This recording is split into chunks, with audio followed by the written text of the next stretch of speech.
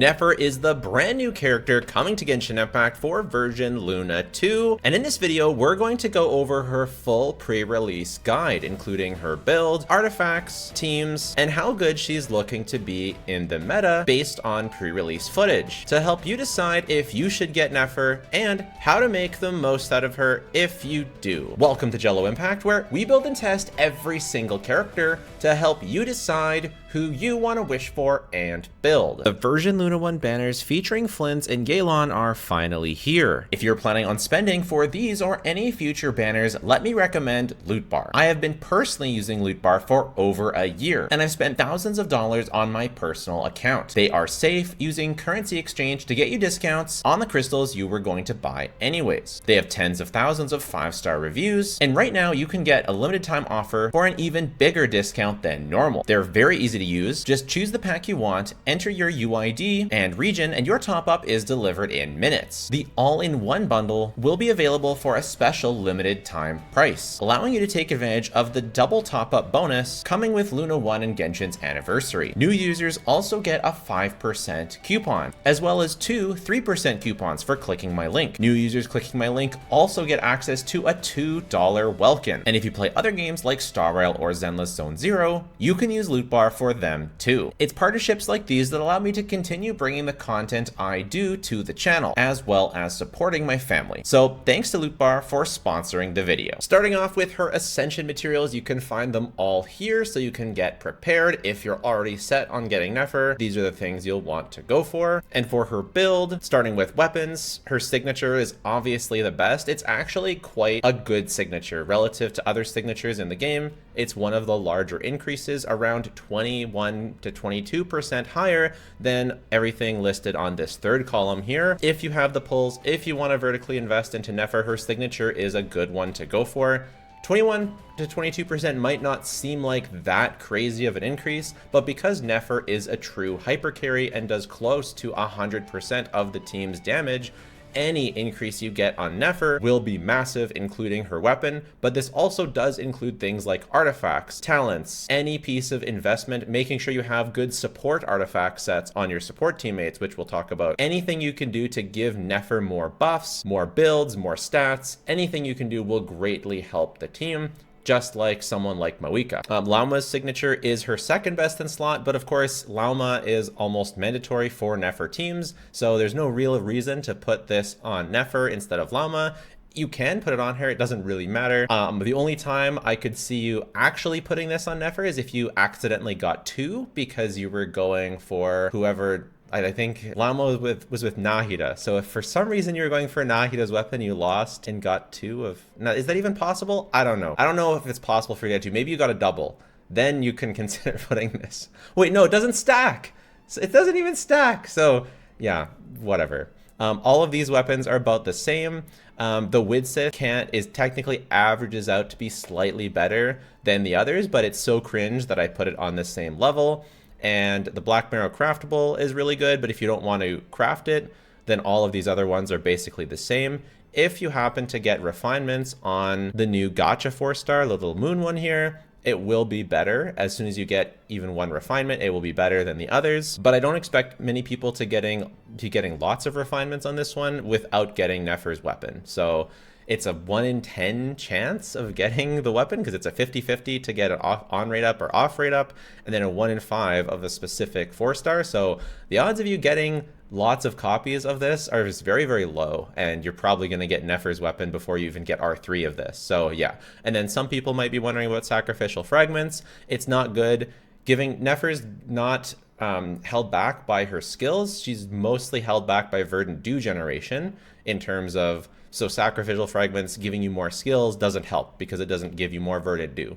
So yeah, it's not that good. For artifacts, the new set, the Night of the Sky Unveiling, is going to be the set that you want to go for. You can cope with 2-piece EM until you get a good set, but it's definitely not a good idea. You're going to want to eventually farm for this piece. You'll want EM, and crit. Usually crit damage because you get 30 crit rate from the 4-piece set bonus. There might be some artifacts where if you have tons of crit damage in the substats and very little crit rate, that you might go for a crit rate helmet, but also consider that if you have Llama on the team, she's also giving 10% crit rate. So make sure you factor that in so that you don't overcap. It's going to be very hard to go for a crit rate circlet when you have already 40 free crit rate essentially on this team. And yes, EM goblets are the hardest main stat to drop, so you'll most likely want to take advantage of the artifact transmuter thing where you can craft an EM goblet, and you might even end up crafting an EM sands. If we didn't have this crafting thing, Nefer would be an absolute pain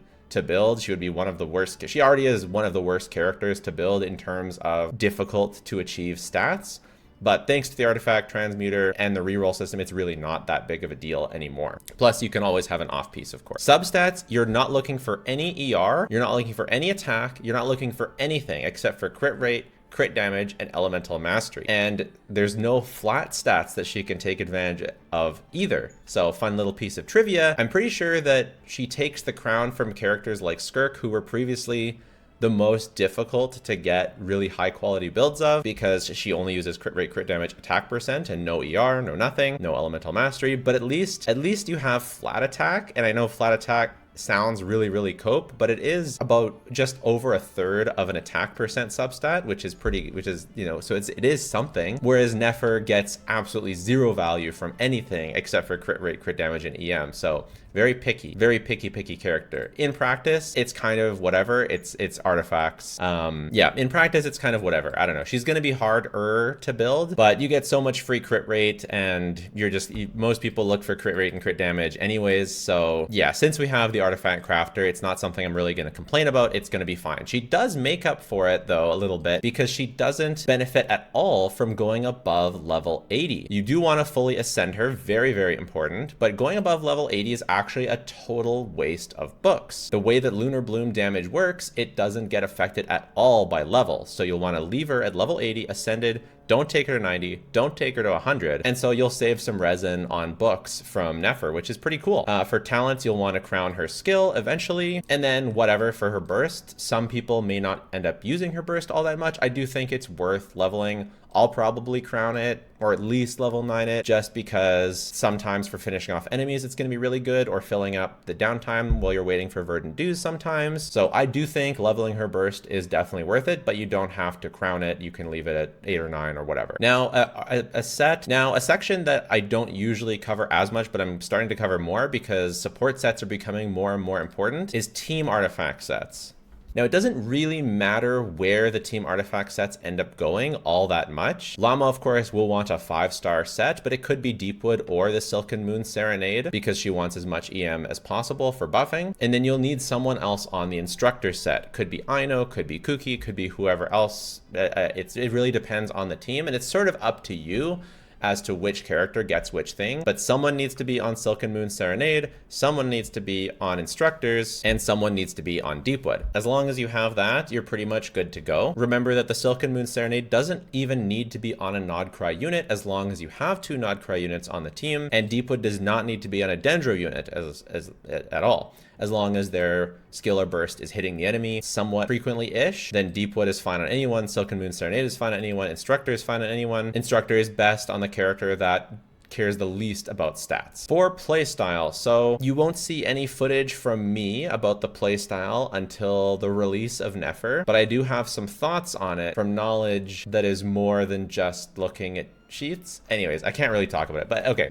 Setup. The setup for Nefer is if you're using an Electro character on the team, you want to start with Nefer's skill to prevent any hyperblooms. You want to be able to set up, you don't want any hyperblooms. You need Nefer's cores because she stops hyperblooms and burgeons and regular blooms. So you actually need to start with Nefer's skill if you're using an Electro on the team. If you're not using Electro on the team, then you don't need to worry about this. You can just do a Dendro normal attack to apply Dendro for whatever else. And then you sort of do your rotation normally. It's like often you're going to be doing your Hydro, then your Llama, then your Flex as your setup. For Nefer's combo, it's actually really easy. It's much easier than you sort of think it's going to be. You're going to hold her charge attack and you just hold it down. So you just hold down left click and then you dash as soon as possible. So as soon as you see the charge attack come out, you can dash. And it's honestly a very easy combo, very fast rotations. So it's very simple. You'll start with chill, with chill. With skill, you'll charge attack, dash cancel, charge attack, dash cancel, charge attack, dash cancel, so 3 times,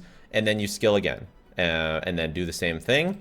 By the time you get to the very last charge attack, the 6th charge attack, I find that you run out of Verdant Dew, so you have to wait a little bit. So that may be the time that you use your burst. I find you have to wait about a second before the last charge attack, so the burst being, you know, a 2-second animation time or whatever it ends up being might be worth using in that time. I'm not exactly sure. I'm sure people will optimize things a bit more. Maybe there's some way to get more Verdant Dew. I don't know if that there would be. But yeah, it's very easy. It's very fun. The animations are very nice. I would say it's like a little bit boring. It feels more interactive and more satisfying than Flynn's felt to me, but it's still a little bit boring compared to the interactivity that someone like Verisa has. Not doing any normal attacks, not doing, you know, anything like that isn't ideal. But I will say it's still fun and satisfying to see the charge attack damage come out. And I will also say, even if you're a bit slower on the dash cancels, because there's that 1-second delay that you have to wait for more Verdant Dew for your very last charge attack, because she consumes Verdant Dew to do her charge attack, it gives a fair bit of wiggle room if you're a bit slow with your dash canceling. So most players should be able to get out the full combo and the full damage pretty easily, which I think might end up making her a very powerful character in practice because it's so easy to get out her max damage. So yeah, the full combo would be like this if we're not doing, yeah, the full combo is this: skill, charge attack, dash, like this, all written out. That's what you're gonna be doing. Okay, for teams.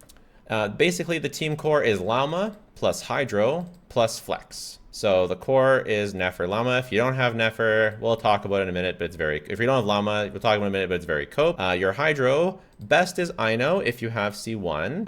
Otherwise, you can use Farina, you can do Xingqiu, you can do Kokomi, you can do Nilou, you can even do Barbara. But Aino is like the only character that actually gives any sort of buffing. Keep in mind with Xingqiu, you're not actually doing any normal attacks with Nefer, so you're going to be alternating rotations with skill and burst, and you're just applying Hydro through the orbitals, which should be okay most of the time, but I find that a little bit suspect. Farina is just doing personal damage and applying Hydro. She's not even, unlike on Flynn's team, she's not even doing Tenacity of the Millilith. She doesn't have a good artifact set to use here. Kokomi at least provides a little bit of healing. You're not using her burst, but at least it's some healing, so that's nice. And then Nilou, I mean, if you happen to have C2 Nilou, this is actually best in slot even over the other options. So yeah, I think the two best flex options overall are Nahida and Kuki. I found Nahida, the damage you get from Nahida's buff was actually quite relevant and kind of worth, but of course you're foregoing a healer if you're using Prototype Amber. You know, it's just not very much healing, so it's probably not going to work a lot of the time, especially with more aggressive enemies. And then Kuki, sort of your best healing option. All of these other options are fine in various ways. Baiju being like a smaller buff than Nahida, but better healing. Fischl doing more damage than Kuki, but no healing. Zhongli doing less overall damage contribution, but providing a shield. Yoimiya, sort of the worst of both worlds. It takes more field time, less energy, less like worse damage, so not really that much recommended. Kirara and Yao Yao, you know, if you don't have a Kuki, then those are other options. And then Diona will most likely extend rotations and not use the artifact sets very well, so it's kind of, maybe I shouldn't have put Diona here, but yeah, basically you want to go for Kuki, Nahida, if you can. And then yeah, and Nefer does work. She will be, you could put her up here for an option. She's okay. The problem with her though is that she's not getting any lunar charge uptime, so she's not really doing any damage, so it's a waste. So you should just use her on a different team. Don't try and shoehorn her onto this team. If you don't have Lauma, this is sort of what you're doing. You can go hard into her original playstyle. These are provided by TGS, by the way. You can go subscribe to him. He's linked down below. Or you can go for the Hyper Bloom team where you're just going to auto. I think, honestly, it might be a bit closer than it looks right here, because one of the things about Nefer is that she really values good artifacts, and these are calculated using Keqing main standards, which I would consider kind of mid or minimally acceptable artifacts. So once you get up to higher investment, I could actually see the Hyper team getting closer to the Hyper Bloom team.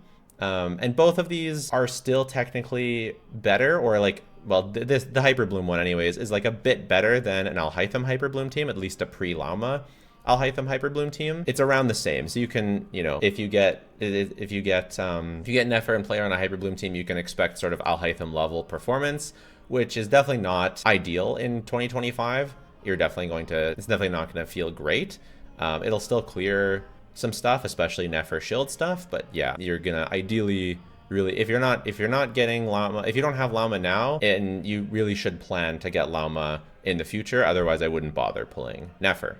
Meta and value. There's currently a bit of a debate as to whether she's like solidly a top 3 DPS or a top 5 DPS. There's a question. I think, based on my experiences, that she's more closer to the top 3 DPS, especially when we consider that Veresa, people just automatically assume that you have C6 Eonson and C6 Chevreuse. I feel like it's a kind of an unfair assumption to just assume C6 of both, but regardless, I felt that she performs fairly similar to Veresa even with those C6s. I definitely think she performs worse than Skirk and worse than Moika, but of course those two are the top. But I could be wrong, so I'm tending to think she's closer to the top 3. Some people think she's more just like right around the other DPS, like right around Flynn's, and I'm not super confident yet. Hopefully we'll get more confident for the next video. Regardless though, she is very good for sure, and she's definitely worth getting if you like her, and I still think that even if she is a top 3 DPS, it's still not necessarily like really worth getting her just for meta. You should only pull her for DPSs aside from the very, very top DPS. I don't really think are worth pulling just for meta. Arguably, even those aren't worth pulling just for meta, but it's at least more arguable. But someone like, even if she is top 3, you should still only pull her. You should still only pull her if you want to play Nefer. So it doesn't really change, you know, her account value. And then, you know, for overall account value, it's like if you have Llama, you already do have a Llama Hyperbloom team. Nefer is just a way to get more power out of that team. So it'll help you brute force content in the future. And it's especially if you're going for vertical investment, which is next. For vertical investment, her weapon is about as good as her C1. So you can kind of just go for either. They're both almost exactly the same, realistically. I might even just do that. We'll see what her banner is. We'll talk about this more based on the banner. They are about the same average pulls to get her R1 or to get her C1. So it's kind of like, just pick whichever one you prefer. Farina's weapon is quite bad, so losing to that is not good, but I don't think her 4 stars will be that good either, because Aino is the only 4 star she cares about and won't be on the banner, probably. So yeah, her C2 is good. You can definitely get it after you have R1 and C1. And then after that, Llama R1 is like a 10% increase. So these are around a 20% increase. 21, we'll say 21%. C2 is a bit less than above. Llama R1 is about 9%, or yeah, and then C2 is like 20%-ish, and then C1, hard to say. It prevents you, it means you don't have to have a healer, so you can more easily run Nahida as the 4th slot, and you could put more of a damaging or buffing weapon on her, so it's probably still going to be around the 10%-ish range. So yeah, and again, as I said earlier, this might seem like not crazy, a 21%, but because again, she's a true hyper carry, a 21% personal damage increase is a 21% team damage increase. So yeah, definitely very worth it if you have the pulls and you want to go for Nefer stuff. Overall, am I excited for Nefer? Do I like Nefer? Yes. And as someone who is not sweaty, and I don't like doing sweaty combos, I think Nefer's dash cancels are very easy. I think that you shouldn't be scared of them, and they're very easy. And she still feels satisfying, cool to play, even with the dash cancels. And I think, you know, her model looks amazing. I know we're looking at Llama right now. We'll look at Nefer in the next video, but I am excited for her. And I guess, oh, the final thing is like this future potential idea is that Columbina should be a huge increase. So let's say right now, let's say she's doing 110k DPS, which is right around Veresa. So if we have Mav at, you know, 135, we have Skirk at we'll say 128. I feel like you could argue a little bit higher, but we'll just say 128 for now. We have Veresa at 111, and then we have Nefer at let's say it's 110. I kind of feel like she's probably going to be a bit higher, but let's just say she's 110, and then we have Flynn's at like, what is he at, like 107. This is kind of like your top 5 DPS right now. I could easily see Columbina adding, you know, if she's not a 20% bump to the team, I would be surprised. So what's a 20% bump? Well, 20%, it's like 22K. So you're looking at 130K plus. If it's a 20% bump from Columbina, I could see it being more than that. I couldn't really see it being less than that. So I could imagine a world where Nefer and Flynn's are Moika level and above Skirk with the release of Columbina. I could also see Columbina being a smaller upgrade for Skirk because I could see Columbina buffing crit damage. I could see Columbina doing off-field damage. So, and Skirk's 4th slot is like the technically highest damaging one is Thrilling Tales Mualani, which is hilarious. So I could see Skirk getting a small bump. But yeah, I do think that the power level of Nefer and Flynn's, I do think they will get more of a bump than Skirk or Varese or Mav from Columbina, even if Columbina works with them. So I don't like to play future impact, but if you're a Nefer and Flynn's main and you want to see them be, you know, higher up on the tier list, I think that is pretty likely to happen with Columbina, and you definitely want to make sure that you're planning to get Columbina in the future. So that's it. Let me know if you're going to go for Nefer, what your thoughts are. Subscribe down below, really helps out. Check out the podcast. And if you don't want to do any of that, that is totally fine. Just watching the video has been more than enough. Thanks so much. Bye for now.